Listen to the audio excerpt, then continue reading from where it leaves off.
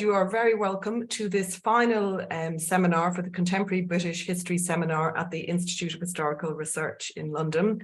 When I say final, though, that's just for this academic year, so don't worry, there'll be a whole new programme which will be unveiling soon for term 1 of 2023-24. So do watch this space if you'd like to join us for any further seminars.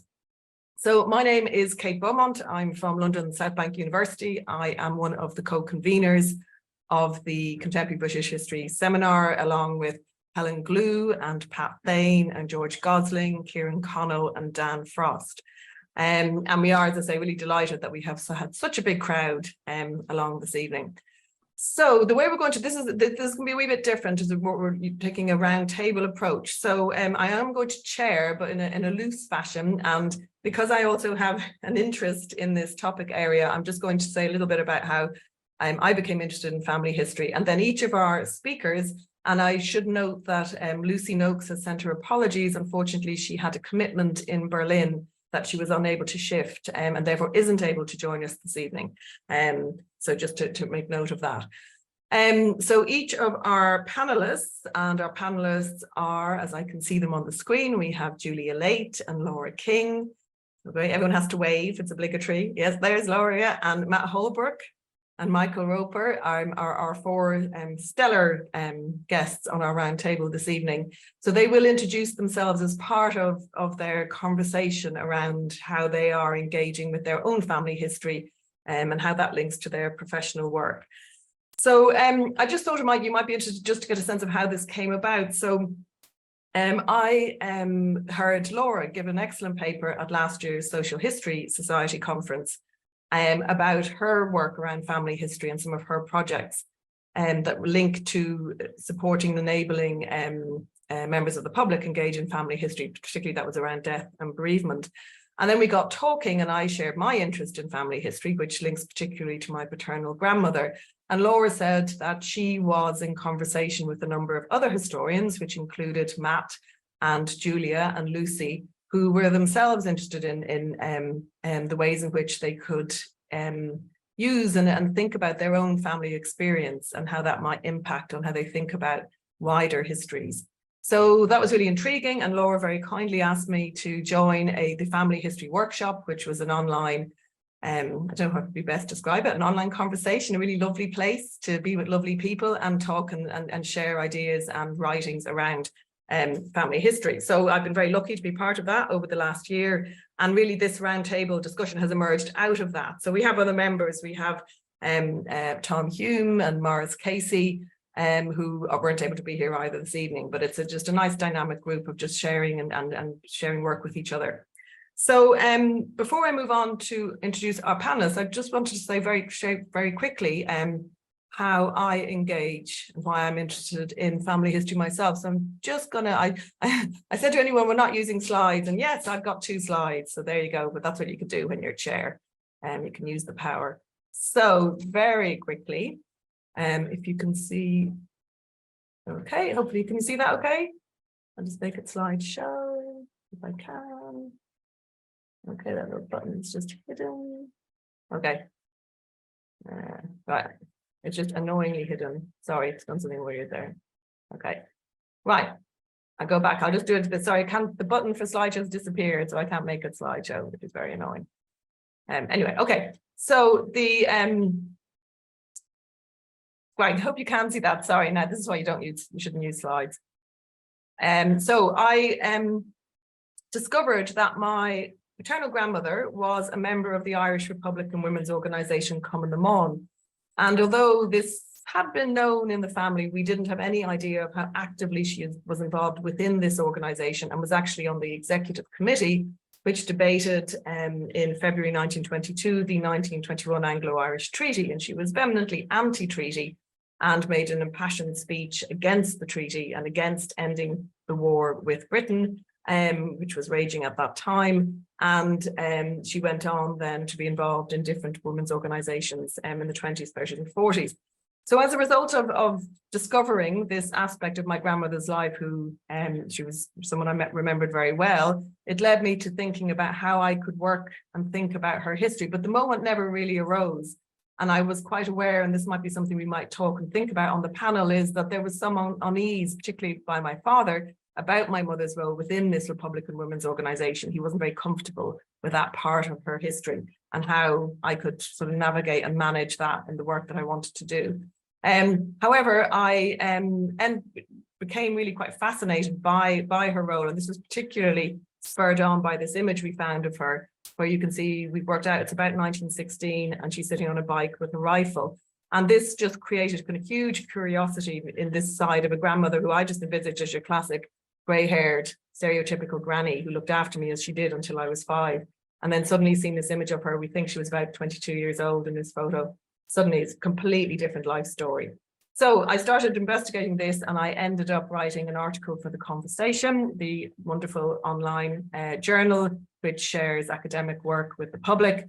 And that got really quite a big reaction. People were very interested and were asking how could they do their own family history, and particularly around some of these uncomfortable histories linked to the Irish Revolution. And as a result, it has led to a project that we had our first workshop in Dublin last week, which was a great success. And it's Afterlives, uncovering life stories and contributions of activist women in the wake of revolution and civil war in Finland, Germany, and Ireland.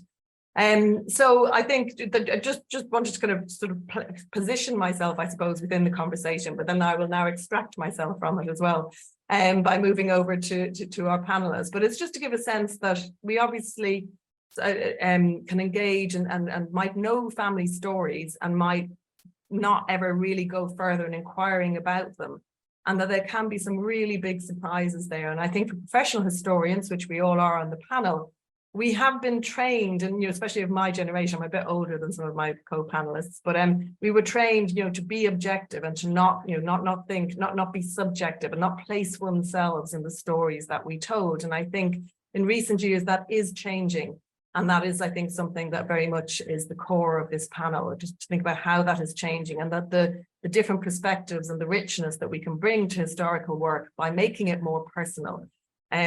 So I think, for someone who works on the history of female activism and women's movements, I think it's time now, we have the personal is political, and I think it's time to make history personal.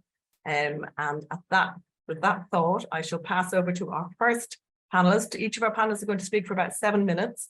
And then we'll have a chance for a wider conversation. And our first panelist is Dr. Laura King from the University of Leeds. So hand over to you, Laura. Thank you. Hi, Kate. Thanks very much. Oh, I'll stop sharing. Sorry. I need to no problem. Yeah, I will quickly do that. Good.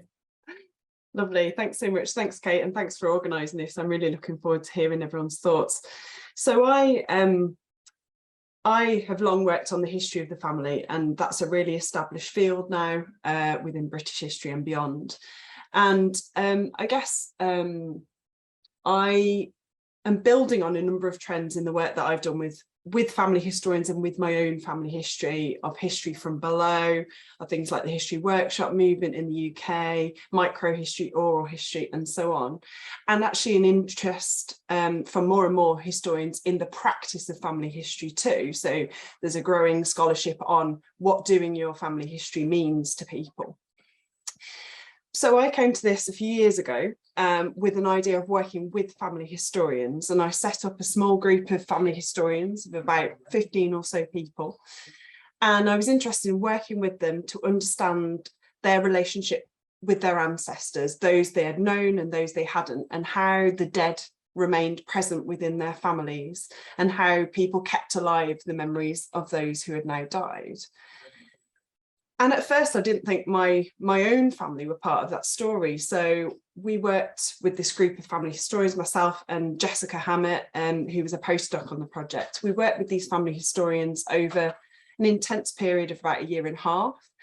But I'm kind of still working with them still 5-6 years on, really. It's an ongoing project.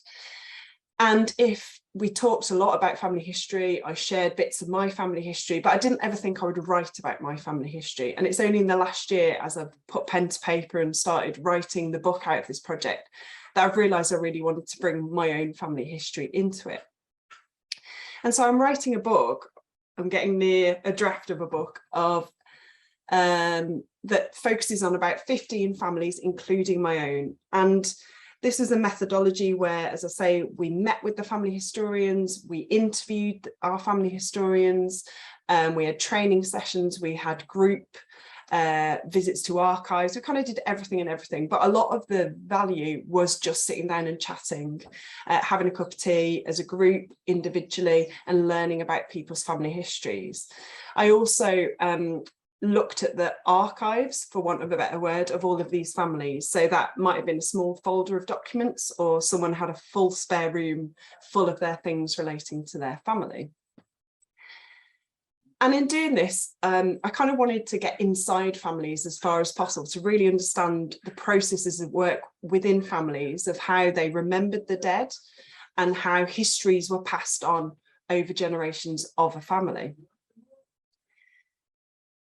And so what this offered was an access to the material worlds of family, the intangible worlds of families. So those stories that get passed on time and again that would never end up in an archive, but are really meaningful within families themselves, and getting into the private and really intimate worlds of what families look like and how they operate on a day-to-day basis. And I ended up thinking, this is what I'm doing, is kind of getting at the aunts and grandmothers. I think grandmothers come up so much, and it's really interesting, Kate, you talked of your grandmother, who was obviously more visible than many women in her activism. But I realized aunts and grandmothers are so much of this history, of the history of families and of the history of how families pass on their history. So this process of collaboration and in the end working with my own family history, I think offers a way of getting inside families and getting beyond those processes that mean certain people are much better represented in archives than others. So we all know that if you're white, if you're male, if you're middle upper class, and if you're a man, I said that, class, race, gender, all of those processes mean certain people's lives are visible in the archive over others. And this process of working with family historians, I think, combated some of that. I mean, there's a problem there. There are still processes of selection and hierarchy within families themselves. Those politics of who gets to be remembered, of who gets to be part of a family's history, happen as much within families as within a nation. But it allowed me to get beyond, I think, some of those frustrations with the archives that only tell us about some people over others. But I think more than this, what I enjoyed out of this collaboration is that it allowed me to work with and access the expertise of these family historians themselves. So it wasn't just about interviewing them, looking at their materials, but seeing them as experts. So genealogists, many of them were really skilled genealogical researchers, but they were also experiential and emotional experts within their own families. They knew their families and they had that knowledge of them that only someone inside a family could have. So I think something we might come on to is the ethics of that. That's really complicated. There are problems there of what we can and can't tell within and outside our own families, how we deal with trauma, secrets, abuse, violence that happens within every family. Every family has stories like those. And that was one of the problems that I was dealing with. But I think overall, working with 14 other families and my own families offers a kind of history from below methodology, a new kind of history from below methodology of getting at different perspectives and voices, building on oral history, microhistory, and so on. It gets at the emotional and intimate in a way that I think other methodologies struggle with. And I think what I really got at in this process, we'll see whether it works out in this book, was understanding how history making itself happens within families. So it's not just getting at the content of history, but looking at how history is made within families, which is such an important memory community and space which we learn about our own history, and history as a force within the present, I suppose. So I'll leave it there. I'm more than happy to pick up any of that. I think the only other thing to signal is that one thing that partly came out of my project that involves some of the people here was an amazing network called Historians Collaborate, which builds on some of this emphasis of why don't we work more with family historians? Why don't academic historians and family historians work more together and think about the overlaps in our process? So have a little look at that online if you haven't come across that network already. So that's me. And I think it's over to Matt next for his comment. Thank you, Laura, and thank you for giving me the opportunity to speak to you. Can everyone hear me all right? Yeah, good. I got the kind of the thumbs up. In my department during lockdown, we kind of invented the departmental jazz hands to kind of signify anything from agreement, just to kind of being present. But I'm not going to ask anyone to do that. My name is Matt Houlbrook. I am a professor of cultural history at the University of Birmingham. I work really on the cultural history of 20th century Britain, with particular interests in the past in histories of gender, sexuality, urban culture, and I suppose most importantly, about the way in which individuals make sense of the world and their place in it. That is, I'm really interested in the relationship between culture, self-fashioning, and identity over the course of the 20th century, but really for the most part at the moment in the 1920s and the 1930s. My interest in the history of my own family kind of really, I suppose, is taking shape as this project called The Fable of the Beagle and the Rabbit. The Fable of the Beagle and the Rabbit is many things, not just the catchy title. It's really, at its heart, it's the kind of realization of something I wanted to do for a long time, which is to think about what modern British history looks like from the vantage point not of London or Manchester or so on and so forth, but from the vantage point of South Humberside, where I grew up just outside a declining steelworks town during the deindustrialisation of the 1980s and 1990s, and from the vantage point of the South Yorkshire coalfield, where my family, of successive generations from my family, have come from for years going back. The project, though, started with a kind of series of accidents, some of which were kind of unexpected, some of which were expected. It's really about a suitcase archive that came down to me during lockdown following the death of my great aunt. You can see the suitcase is there, and just on this side of me is one of the kind of the most interesting items, the items that got me hooked in this suitcase archive. It's a picture of my great aunt, Enid Topham, her dad, William Henry Topham, and in the middle there, a prize-winning white Beveron rabbit. And so the kind of project developed during lockdown out of my kind of curiosity in the contents of a suitcase archive, this kind of idea, this sort of idle thought about what can I do, what histories can I write, what stories can I tell if I commit to following the traces from a suitcase archive rather than an archive defined by kind of climate control conditions and so on. But the project is also about some of the kind of unexpected coincidences and the proximity between my own life and that of the archive. It's about the relationship between fathers and daughters, which in many ways this suitcase archive is about. And it's also about, I suppose, the politics and the practice of particular forms of associational culture, showing rabbits and showing dogs in the north of England in particular. And the kind of most striking resonance, the kind of starting point for this, is that the kinds of discussions that Will Topham was having about showing rabbits in the 1920s and the 1930s through to the 1960s reflected the kinds of discussions and the activities that I was part of in my misspent youth, showing rabbits in the kind of church halls and working men's clubs of Yorkshire and Humberside in the 80s and the 90s. So it's a project that is about class, regional identity, and the distance between then and now. What I'm interested in, though, I guess what I thought I'd like to talk about mostly today is what difference does the family in these kind of histories make? What difference does it make when our subject, our primary sources, are people with whom we have a kind of familiar relation, either in the present or in the past?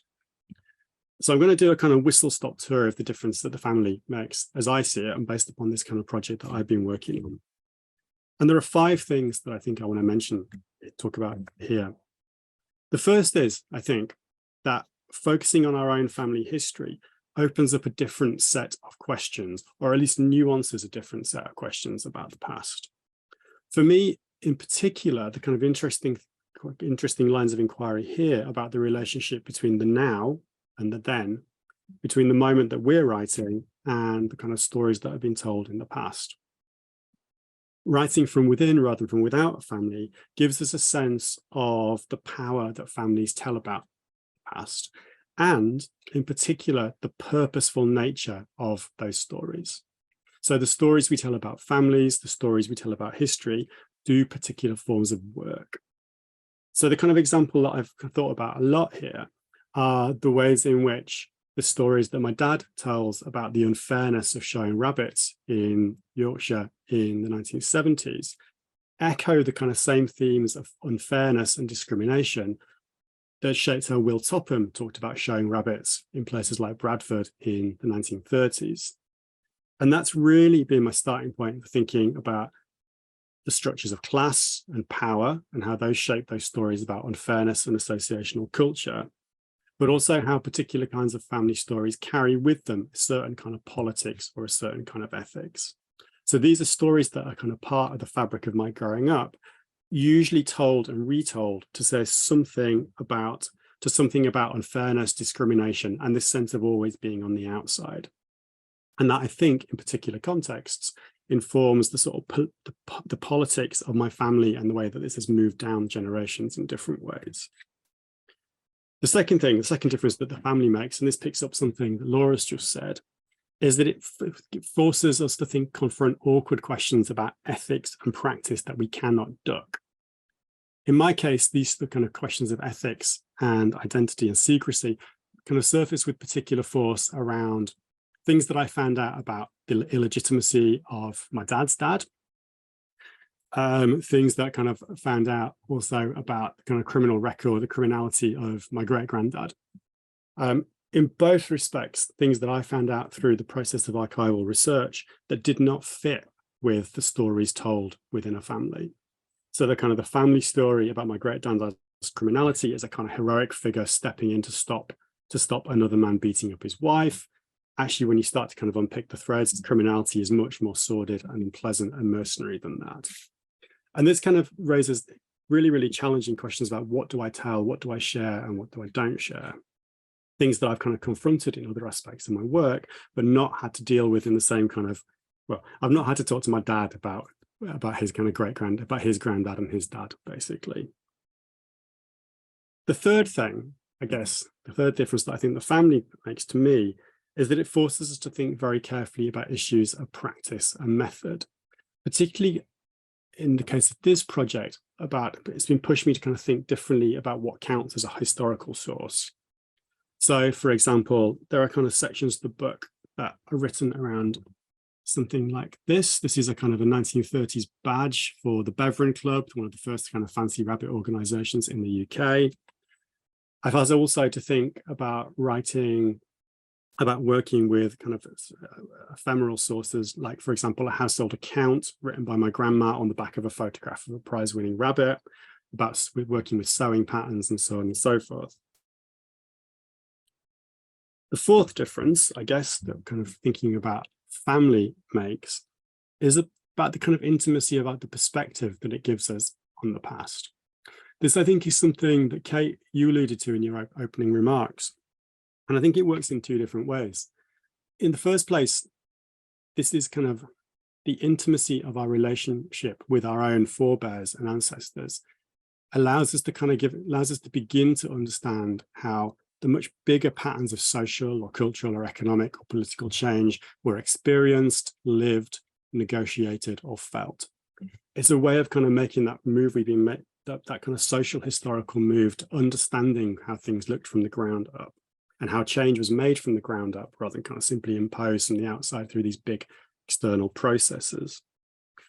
Crucially, though, it forces us also to think about our relationship with our historical subjects, not to kind of hide behind our claims to objectivity and distance, but to recognize how we are bound up with, we have a relationship with our historical subjects. This is something that I've written about in the past in relation to Netley Lucas, the confidence trickster and international man of mystery, who is the subject of my last book.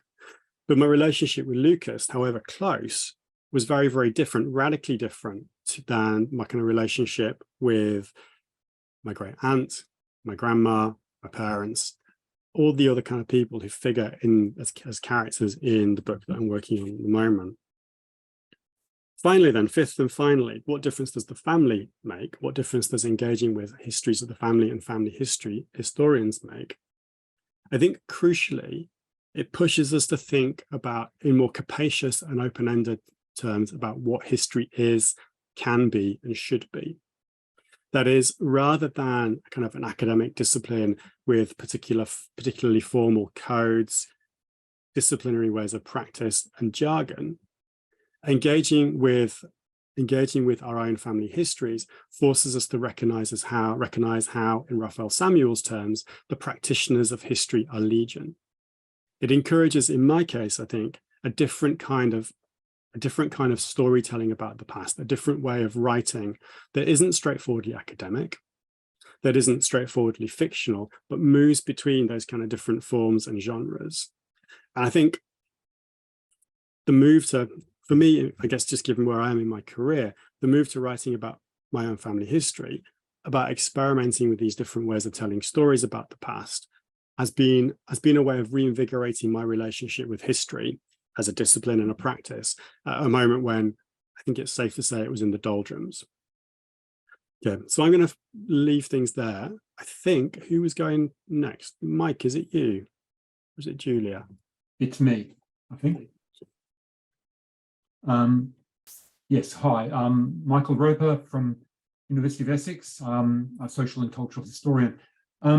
Look, this event coincides with the publication of my book, Afterlives of War, A Descendant's History, which I'll give you a link to if you're interested in pursuing it. But the book is really about family history from three perspectives. Firstly, it's an oral history of women and men born in the 20s and 30s who grew up in the shadow of the First World War. It's also an ethnography of descendants making family histories in Britain and Germany during the centenary. I did quite a lot of observation with the Reminiscence Arts organisation Age Exchange through the centenary, watching people, construct family histories of the First World War. And thirdly, the book is a descendant memoir. It's an account of researching the war in my own family, a 40-year journey that began with my first interview in 1980 with my grandfather, who was a veteran of Gallipoli. And so the book then also concludes with an account of 2 generations of pacifism on my mother's side, a family history that was known but not really pursued until after my mother's death. But for now, I want to focus on the descendant memoir, that third part of the book. What can history such as this hold from the inside contribute to historical understanding? And I think in turning the spotlight on my own family, I was trying to do 2 things. I wanted to shed light on the motivations for doing family history. I was interested in who becomes the family historian and why. I was interested in how families cooperate or not in the doing of family history. And I was interested in how family relationships are changed in the doing. I was interested in what effective functions family history serves for those who undertake it. And one of the chapters of the book is really reflecting, after my father's death, on the meaning of my interest in my grandfather and what that told me about my relationship with my father. We both were historians of his father, my grandfather, and we did our histories in different ways. My father, I think, was the better genealogist than me, but we also had moments of friction. And I had pause to think about how making my grandfather the historical subject I would pursue over 40 years, what that might have meant to my father that I did that. We cooperated, but there was also a sort of family romance about my love of my grandfather, which I think, bore a lot of historical fruit, but was very complicated. And I think, going back to the questions that others have asked about ethics, it could only be done after my father's death. So what I wanted to do is also say that I think that family histories can help open up quite broad historical questions. They can inject new life into well-trodden themes. And I want to end with an example about Gallipoli. probably the most pored over event in Australia's history. In late 2016, a digital file arrived from the National Archives of Australia, my grandfather's repatriation records, and my father and I discovered that his indigestion, the symptoms of which were a ubiquitous feature of family life and sometimes a matter of jokes, was in fact a certified war wound. He'd suffered from dysentery on 2, possibly 3 occasions at Gallipoli, and had undergone a cholecystectomy in 1950, paid for by the repat in the attempt to ease his symptoms. Yet his children and grandchildren knew nothing of this. And that set me off on a path that took in oral history, memoirs, and repatriation records of the survivors. You know, how usual were conditions like Grandad's? What did it feel like to contract dysentery? What were the after effects? Gallipoli, you may know, was one of the only campaigns in the First World War where casualties from sickness outweighs those from wounds. It was, in fact, the reason why the Anzacs withdrew from the peninsula at the end of 1915. By late summer, the medical historian A.G. Butler reported the Australian forces were emaciated, men soiled themselves, they were reduced to crawling on their knees, and reinfection kept occurring because the Anzac were loyal to their mates and reluctant to be taken off the peninsula. So the history of dysentery and its legacies, though documented in detail in official histories, I don't think had warranted much attention from social and cultural historians. By contrast, the Gallipoli legend has received endless scrutiny. It's a foundation myth that started with the historian C.E.W. Bean and his written and sketched portraits of laconic, dishevelled, insouciant, tall and athletic figures. However, the story of the Anzacs' undoing through dysentery was not connected to that legend. So the history of dysentery in my own family set me off on a quest to address the relationship between the construction of the Australian soldier as an exemplar of imperial masculinity and the fact of his undoing through dysentery. In short, I came to view the Anzac legend as a kind of what Freud would have described as a reaction formation, constructed and perpetuated by historians, which concealed the humiliation and disgust of the disease in this kind of heroic archetype. At the same time, however, research on my family gave me the opportunity to sort of to probe the limits of explanations which seek to explain the fates of families after the war solely or primarily in terms of the First World War. You know, the idea that it's the war what done it. Family history encourages you to think across the line at the childhoods of the war generation, the kinds of lives they lived afterwards, and not just the war experience. At the time my grandfather went to the repat complaining of stomach pains in 1949, his eldest son, Lynn, was having a breakdown and to the family's shame was hospitalised. And during Granddad's recovery from the surgery in 1950, that son was killed in a car accident. No matter how comprehensive, military and pension records will give no clue of events like these. But the family historian has the benefit of being able to work holistically, piecing together the clues drawn from family lore, interviews with descendants, direct personal memory, and private archives, as well as the official sources. What I'm suggesting is that there were all sorts of other reasons for my grandfather why he was having the operation, why he never recovered properly, that had to do with things you wouldn't know unless you were the family historian. So that's it. Thank you.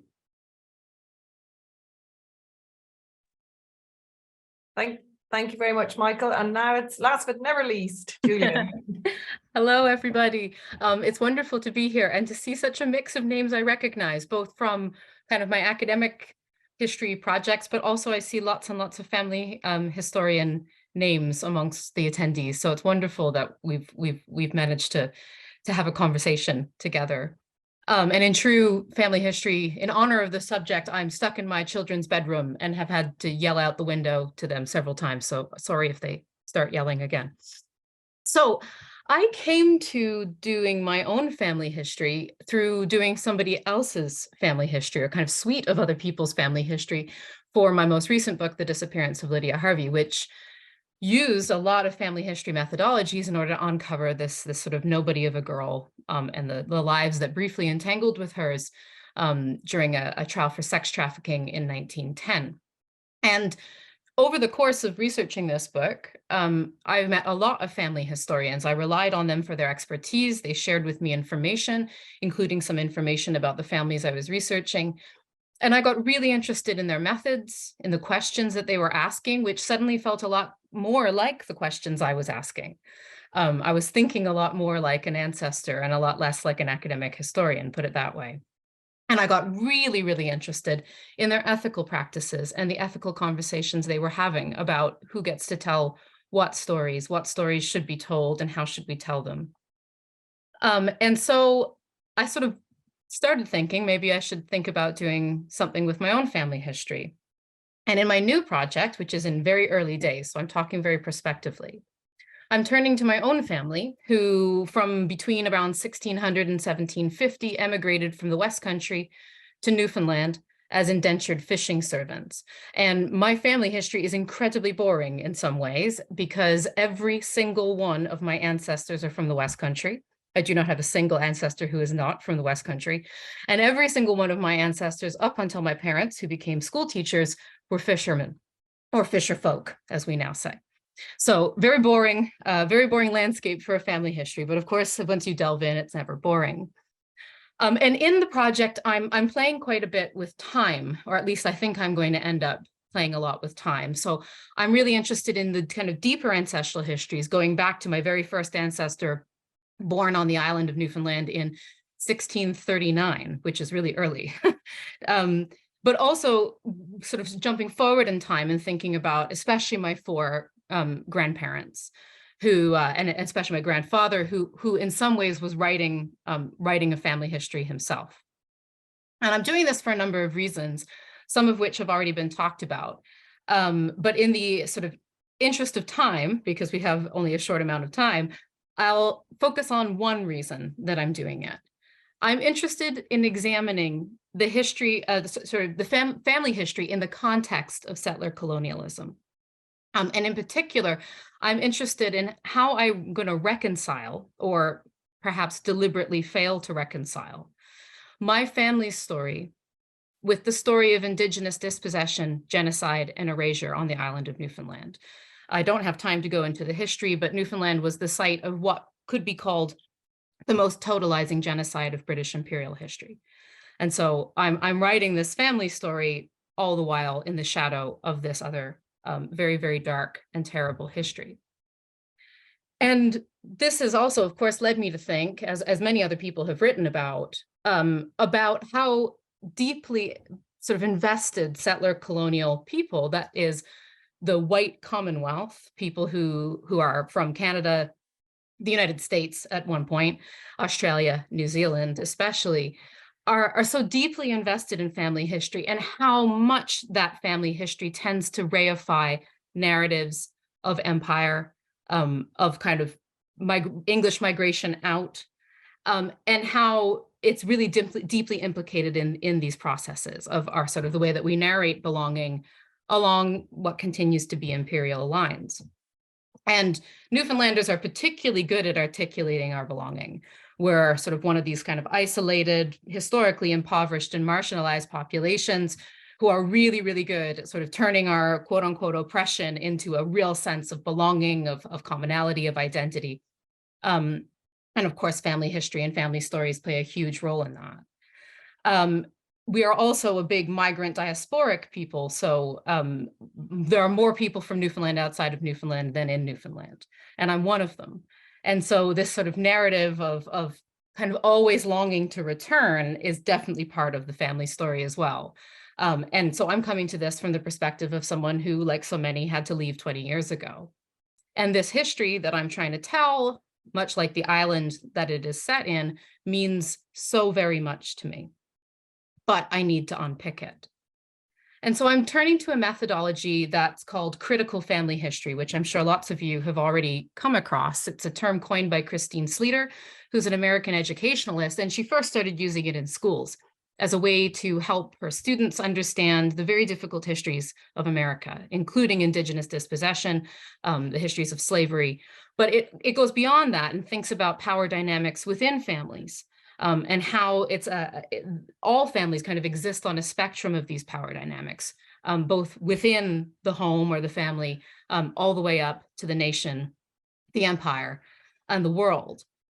And I think that using this kind of critical family history methodology to really interrogate my ancestors, their story, and the way that they, in particular, the way that they labored at the coalface of empire, it really, really helps to unpick that. So while they're laboring at the coalface of empire is one of the phrases that I use. They're exploited workers, but they're in a nexus of exploitation, because while they're doing this, they're also actively and passively dispossessing and violently erasing the Beothuk, who are the indigenous people who would have, to this day, claimed Newfoundland as their territory, had they not gone what we tend to say culturally extinct. And I think family history is the perfect framework to try to see this through, not only because it's nuanced and complex, but also because it's self-implicating. I'm not a detached historian in this story, going back to what Kate was saying and what Matt said as well. I'm struggling emotionally, personally with these stories. And I have invested myself. And that's the only place I think a real conversation about these difficult histories can start. So Kate's other question was, what does this say for contemporary British history? And I think the project that I'm doing says quite a lot, not least I'm suddenly delving into the early modern history of the West Country, which I never expected to be doing. And it's way more interesting than I thought it would be. But I'll try to make one key point here. And I think it's that it emphasizes the degree to which my history on the edge of empire is British history. I'm really, really struck by the way that Britain has outsourced this part of its colonial past. It's sort of tacitly and sometimes explicitly said that it's really up to the Canadians and the Australians and the New Zealanders, for example, to deal with this part of the history of the British Empire. But my father was born in the colony of Newfoundland. And in fact, Newfoundland is Britain's longest standing colony from about 1530 to 1949. So my father was born in 1946 under the British flag in the colony of Newfoundland. So it's very, very much, inarguably, a British history, however much simpler it would be to claim otherwise. So I think it's really forcing me to think in new ways about the North Atlantic world and British history, both across time and space. And I'll leave it there. Brilliant. Thank you, Julia. Thank you so much. And thank you for reminding me of that question as well that we have posed, us being a contemporary British history seminar. We did ask our panelists to have a think about how their current work might impact on that, and you've answered that beautifully. And I think just to kind of bookend before we open out to discussion, in my own case, I think, so obviously I'm looking at my grandmother's story within the context of Ireland and the new Irish nation, the Irish Free State, and then subsequently the Irish Republic. But what shaped a lot of my grandmother's life was her anti-British views, which she never, her anti-treaty views were with her right up until she died in 1972. So I think that, there has impacts on that reaction and how that feeds into understandings of contemporary British history and of course of Northern Ireland as well. And then just again, I didn't know Matt had pins, so and buttons. So I couldn't let him get away with that without me showing this. I don't know if you can see, it's tiny. This is my grandmother's Common the Mawn pin.